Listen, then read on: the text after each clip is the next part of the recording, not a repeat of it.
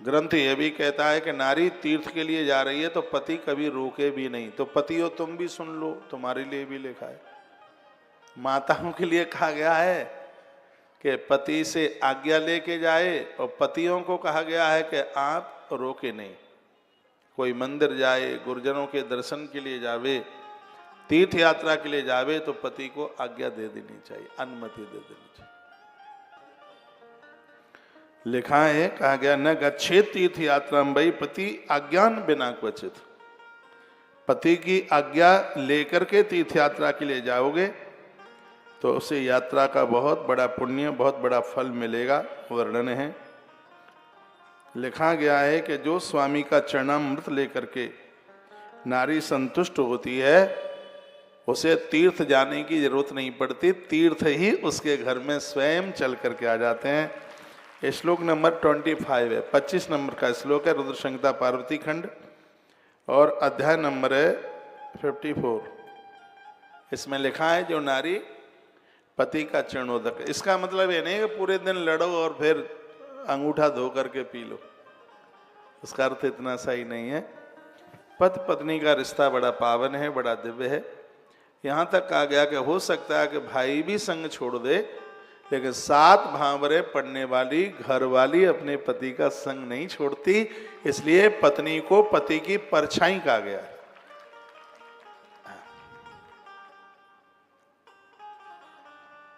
लिखा तस्मान् सर्वान् तीर्थानि क्षेत्राणि च न संशयः। दुनिया के जितने भी तीर्थ हैं वो सब उस नारी को दर्शन देने के लिए आ जाते हैं जो देवियां अपने पति को झगड़ा नहीं करती हैं, मिल के रहते हैं।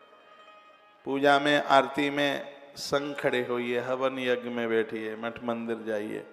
हाँ, पति कहीं बाहर है और आप घर पर अकेले हैं, पति की आज्ञा लीजिए। पूरी यात्रा में तुम्हें पति के होने की अनुभूति का एहसास होगा, आपको लगेगा पति हमारे संग है। और जो नारियां पति के साथ हृदय से जुड़ी हैं, बताते हैं कि उर्मिला 14 वर्ष में एक भी सेकंड क्षण ऐसी नहीं थी उर्मिला ने लखनलाल अपने पति का अपने पास होने का अनुभव न किया हो, ऐसा ग्रंथों में लिखा है। जब आत्मीयता, जब हृदय से दोनों का जुड़ाव होता है, तब पति दूर परदेश होने पर भी अपनी पत्नी के पास ही होता है, नारी को ऐसा एहसास होता है। ये बातें लिखी हैं। भुंजात्मा भरतरुक्षिष्टा मिष्ट मन्नादिकम चयत। पति के भोजन करने के पश्चात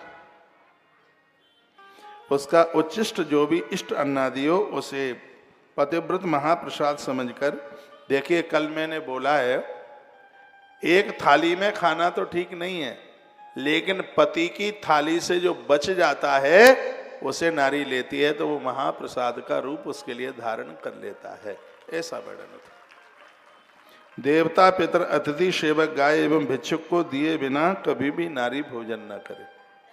ये बात लिखने के लायक होगी, आप कागज कलम लाए तो आप लिख लीजिए। लिखा अभिभज्यन चास्मिन्या देव पित्रापि प्रचार कबरेशु गोसु भिक्षुकुलेशु चा। क्या लिखा है? वर्णन किया गया देवताओं को, पितरों को, अतिथियों को, गौ माता को, और दरबारे पर आने वाला कोई याचक आया है तो उसे डालकर उसे दे के ही अपनी घर की रसोई को आप शुरू कीजिएगा।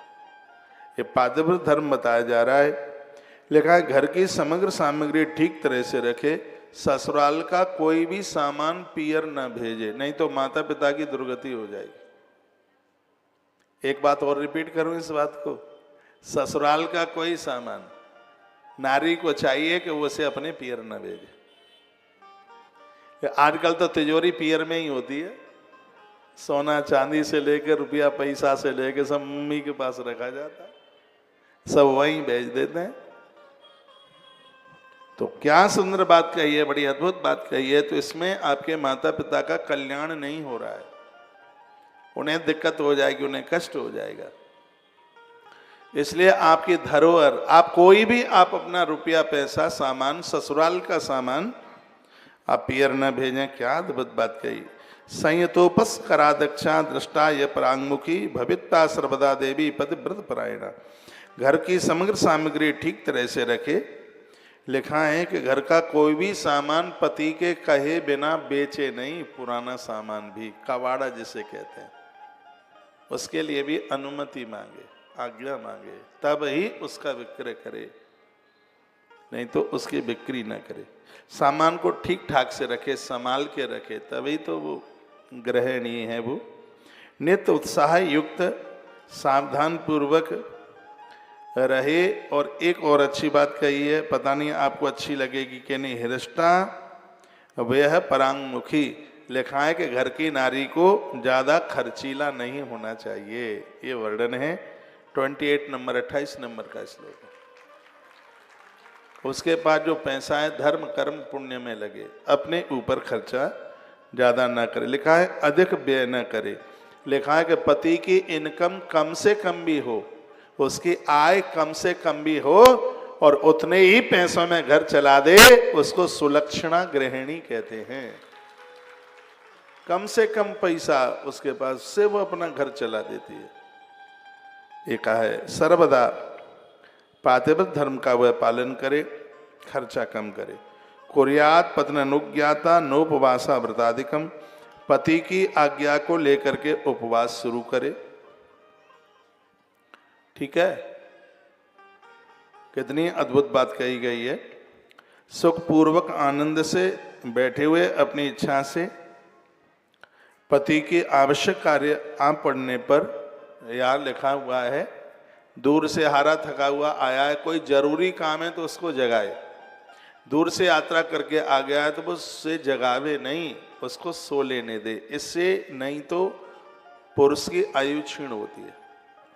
कभी कभी ऐसा होता है पति दूर से आया, हारा थका, कई दिनों की यात्रा से आया, वो उसको बार बार कंधा ऐसे झकझोर के, सुनते नहीं। अब वो सो रहा है, वो इतना दूर से चल के आया है, तुम लगे हो सुनते नहीं, कल सुना देना सुबह। ऐसा तो है नहीं कि कुंभ है सो 12 साल बाद ही आएगा, कल सुबह बात कर लेना ना उसको। यदि कोई इतना ज्यादा है तो उसको सुबह बात कर लीजिएगा। पुरुष लोग बड़े खुश हो रहे हैं कि आज हमारी घरवाली पंडाल में होती तो अच्छा होता, कल्याण द्वारा बोल देगी। और क्या, आप तालियां कुछ ज्यादा तो नहीं बजा रहे हैं, धन्यवाद। लिखा है पति के लिए दुर्गति में पड़ा हुआ वृद्ध, रोगी, सुखी अथवा दुखी, चाहे जैसा भी है, नारी को चाहिए कभी भी उसका अपमान न करे।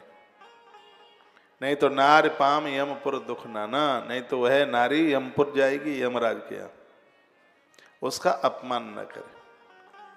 बहुत समय पहले हमने एक फिल्म देखी थी, भला है बुरा है कैसा भी है, मेरा पति मेरा देवता। एक कोई देवी कहने लगी इतने गंदे रहते हैं, आप कहते हैं तलवा धो, वो कभी पामों को खुरचते तो है नहीं, बिलंदा बिलंदा मैल जमा हुआ है, और आप कहते हैं तलवा धो के पी लो।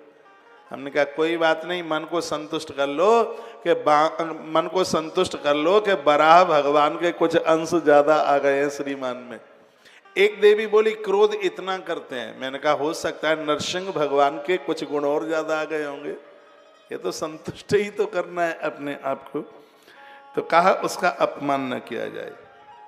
और अगली बात बहुत अद्भुत कही है, स्त्री धर्म नितिरांतरम च स्वमुखम नैव दर्शयेत्। लिखा है नारी ज्यादा ना कर सके तो मासिक धर्म में ऋतुकाल में कम से कम 3 रात्रि अपने पति को अपना मुख न दिखाए, अकेले में रहे। चौथे ही दिन निकल के आए, 3 रात्रि उसको मुख न दिखाए। सुनिए, रात्रि को 3 बजे से पहले ऋतुकाल हुआ है तो उसकी गिनती पहले दिन में होगी, और भोर में 3 बजे के बाद में हुआ है तो उसकी गिनती अगली तिथि में होगी। जैसे मान लिया जाए आज तारीख कितनी है आज, है 10 तारीख है ना, एकादशी की आप सबको बधाई है, शुभकामनाएं, पुत्रदा एकादशी की प्रणाम करता हूं। मान लिया जाए आज 10 तारीख है, तो आज रात्रि को 12 बजे के बाद भी 1 बजे तक, 2 बजे तक, 3 बजे तक ऋतुकाल होता है तो वो 10 तारीख को माना जाएगा, और गिनती इससे होगी 10 तारीख से। और यदि वो 3 बजे के बाद, क्योंकि हमारे यहाँ तिथियां ब्रह्म मुहूर्त से आरंभ हो जाती हैं, तो फिर उसको 11 तारीख में माना जाए। कल मुझे कोई बोल रहे थे, महाराज जी हमारे बेटे का जन्म रात्रि को 12 बजे हुआ है, तो हमारे यहाँ बोल दिया गया है कि वो 12 बजे डेट बदल जाती है, इसलिए वो दूसरे दिन माना जाएगा जन्मदिन। मैंने कहा नहीं माना जाएगा। का प्रमाण क्या है? प्रमाण यह है कि अष्टमी की आधी रात्रि को कन्हैया प्रकट हुए, तो जन्माष्टमी नवमी में नहीं मनाई जाती। हमारे यहाँ तिथियां ब्रह्म मुहूर्त से आरंभ होती हैं, नहीं तो आधी रात्रि को कन्हैया, यहाँ तो जैसे ही 12 बजता है आधी रात्रि को डेट चेंज हो जाती है। ठीक कांटा 12 पर पहुंचा और अगली डेट शुरू हो गई है। लेकिन अब वो अंग्रेजों की डेट है, लेकिन अपनी सनातन जो पद्धतियां हैं वह तो भोर में ही जाकर के उसको माना जाता है। और यहाँ तक है कि दुर्गाष्टमी को रात भर का जागरण भी पहले ही दिन में संभाला जाता है। ऐसा नहीं है कि 12 बजे के बाद में जागरण हो रहा है तो उसको दूसरे दिन में मनाया जा रहा है, नहीं, उसको पहले ही दिन में मनाया जा रहा है। तो कुछ बड़ी अद्भुत बातें हैं, उनको जरा सुन लीजिएगा। स्त्री धर्मिणत्रांतरम च सुमुखम नैव दर्शेत, 3 रात्रि 4 दिन नारी अपने पति को अपना मुख न दिखाए, रात्रि पर्यंत अपना मुख पति को न दिखाए, स्पष्ट लिखा है। जब तक चौथे दिन स्नान से शुद्ध न हो। देखो, चौथे दिन नारी स्नान करके अपने खानदान परिवार के लिए रसोई में जाकर भोजन बना सकती है, लेकिन भगवान का भोग लगाने के लिए 5वें दिन के बाद ही वो भगवान के सामने थाली लेकर के पहुंचती है, ऐसा ग्रंथ में लिखा हुआ है। वो शुद्ध हो जाती है, चौथे दिन में पवित्र हो जाती है। वर्णन तो यह भी हमारे ग्रंथों में किया गया है, कहा गया कि 1 महीने की जो भी किसी भी प्रकार की त्रुटि, जो भी कोई अपराध हुआ है, ऋतुकाल के तत्पश्चात नारी इतनी पवित्र हो जाती है कि देवता भी उसके हाथ का भोजन करने के लिए तरसते हैं। वर्णन, ऋतुकाल के बाद में नारी अपने पति का मुख देखे, भगवान के मुख का दर्शन करे, ये लिखा है। कहा गया ऋतु स्नान करने के पश्चात सबसे पहले पति का ही मुख देखे। लिखा है सुनस्नाता भरतु बदनमिक्षेता न्यसन क्वचिता। ऋतु स्नान करने के पश्चात सबसे पहले वो पति का मुख देखे, कभी अन्य का मुख न देखे, अथवा पति के न होने पर पति का ध्यान करके वो सूर्य देव का दर्शन करे। क्या ये लिखने लायक बात है, पर आप लिखेंगे नहीं, पता है मुझे। जिनका पति कहीं बाहर है, दूर है, या वो है दुनिया छोड़ करके चला गया है, तो यहाँ पर जो वर्णन किया गया वो बड़ा अद्भुत है। कहा गया है कि जिनका पति परदेश है या दुनिया में नहीं रहा, तो स्नान करने के तत्पश्चात नारी भगवान सूर्य नारायण का दर्शन करे, ऐसा श्री शिव महापुराण में वर्णन है, लिखा गया। पति के आयुष की इच्छा करने वाली पतिव्रता नारी हल्दी, कुमकुम, सिंदूर, काजल, तांबूल, मांगलिक आभूषण, केसों के श्रृंगार, केस पास बनाना, हाथ में कंगन एवं कानों में कर्णफूल नित्य उसे धारण करना चाहिए। उसका श्रृंगार है वो पति के लिए। उस नारी का सुहाग की आयु बढ़ती है जो हल्दी का प्रयोग करती है, कुमकुम, जो सुहाग की जो चीजें हैं जिनको वो नित्य उसको अपने प्रयोग में लेती है, यह पति की आर्वल बढ़ाती है चीज। ये 35 नंबर का श्लोक है, इसमें वर्णन है। कहा गया है पतिव्रता नारी, कहा पति की उम्र बढ़ाने के लिए, स्पष्ट लिखा है हरिद्रा कुंकुम चैव सिंदूरम कजलादिकम कृपासकम तांबूलम मांगल्याभरणादिका।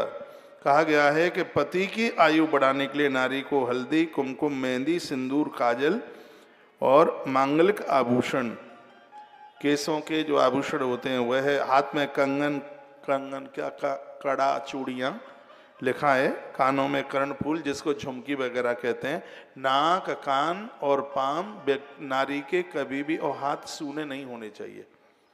हाथ में कंगन, चूड़ियाँ हो, कान में भी कुछ हो, नाक में भी कुछ हो और पाँव में पायल हो, ऐसा। मुझे ज़्यादा श्रृंगार की बात आती नहीं है, ये मतलब की बात है, लिखी हुई बात मैं आपको बोल रहा हूँ, तो यह होना चाहिए। अभी मैंने पिछले दिनों में प्रवेश निवेदन किया था कलकत्ता से, कलावा सबके हाथ में हो, नारी के बाएं हाथ में पुरुष के दाहिने हाथ में। जो हाथ में कलावा बांधते हैं उनको पैरालाइसिस नहीं हो सकता जिंदगी में, क्योंकि इस जगह पर एक ऐसी बोन्स होती है जिसका सीधा संबंध है। और जो आप हाथ में कलावा बांधते हैं, कलावा जानते हैं, मौली, नारी के बाएं हाथ में विवाह होने के बाद, और पुरुष के दाहिने हाथ में, श्री राम, पुरुष के दाहिने हाथ में कलावा हो। कलावा कितना हो? चोटी से लेकर तलवे तक जितनी आपकी लंबाई है, ज्यादा से ज्यादा उतना। बहुत लोग तो इतना बांधते हैं कि कोहनी तक कलावा ही दिखता है, इतना नहीं। तो ये कलावा वैज्ञानिक दृष्टिकोण से भी बहुत बढ़िया है। कंगन, चूड़ियां, ये स्वास्थ्य के लिए भी बहुत बढ़िया है। तो इसमें तो लिखा है कि इससे पति का आयुष बढ़ता है। नारी को चाहिए एक हाथ में चूड़ियां। मैं तो एक ग्रंथ में पढ़ रहा था कि बच्चे को जन्म देने के बाद जब तक नारी को तुम हरी चूड़ियां नहीं पहना देते हो तब तक उसको शुद्धता नहीं मिलती, ऐसा वर्णन है, ऐसा ग्रंथों में वर्णन। चूड़ियां, हरी चूड़ियां। सावन में भी एक तिथि पड़ती है, पता नहीं कौन सी है, मुझे ध्यान नहीं है, उसमें हरी चूड़ी पहनने की बड़ी महिमा है। तालियां बजाओ, हड़ताल का है क्या, ऐसा कुछ है। तो मैं पढ़ रहा था कहीं, उसमें था। हो सकता है मैंने वीडियो भी डाली हुई, ध्यान नहीं रहता है, बातें बहुत ज़्यादा होती हैं। मैंने तो पीली चूड़ी का भी, लाल चूड़ी का भी मैं तो पढ़ा। पुरानी उतरी हुई चूड़ियां कभी उसका किसी को दान नहीं करना चाहिए, ये भी हमने पढ़ा। ऐसा नहीं है क्योंकि बगल की जो बहन है उसे कहा चल कोई बात नहीं है, मेरे हाथ में 4 चूड़ियां तो 2 तू पहन ले, 2 हम पहन लेते हैं। नहीं नहीं नहीं, कभी नहीं। अपना मंगलसूत्र कभी किसी को नहीं दिया जाता। ऐसा नहीं है कि देवरानी अपने पियर जा रही कि चल तू हमारा मंगलसूत्र ले जा, सुहाग का सामान नहीं दिया जाता। हाँ, वो कुछ चीज़ें ऐसी हैं, बड़ी चीज़ें हैं, करधनी है, गले के कुछ ऐसे हैं, जो शादियां होती हैं उसमें तो ज़्यादा तरह से मांगे की चीज़ें ही जाती हैं, लेकिन कुछ चीज़ें ऐसी हैं जो नहीं दी जाती। पाम के बिछुआ नहीं दी जाते, पाम की पायल नहीं दी जाती किसी को, हाथ की चूड़ियां नहीं दी जाती किसी को, और गले का मंगल सूत्र नहीं दिया जाता, कान की झुमकी और नाक की नथ भी किसी को नहीं दी जाती। ये ध्यान रखिए इस बात का, ये बहुत मांगलिक चिन्ह है। पुरुष से कितना भी, पति से कितना भी झगड़ा हो जाए, नारी को कभी भी क्रोध में आके मंगल सूत्र नहीं उतारना चाहिए। कभी कभी इतना झगड़ा होता है, हमारी दीदियां इतना क्रोध करती हैं और क्या कहेंगी, मैं तुझे अभी तक ये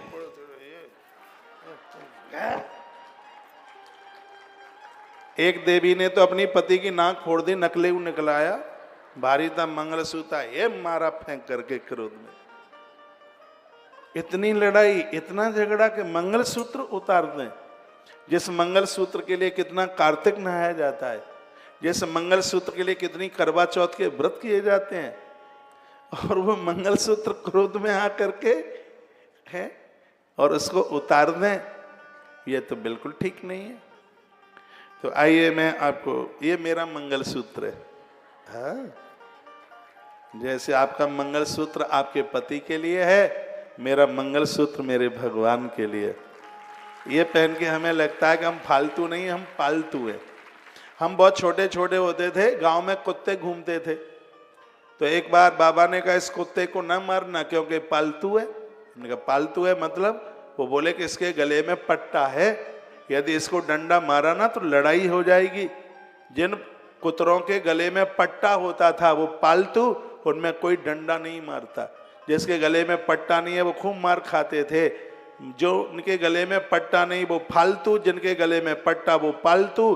फालतू बन के घूमोगे तो दुनिया ठुकाई करेगी, पालतू बन करके घूमोगे तो दुनिया स्नेह करेगी। भगवान के पालतू बनिए। ये तुलसी, रुद्राक्ष क्या है? भगवान के नाम का पट्टा है। ये हम के दूध लाठियां नहीं बजाएंगे, मान लो मेरी बात।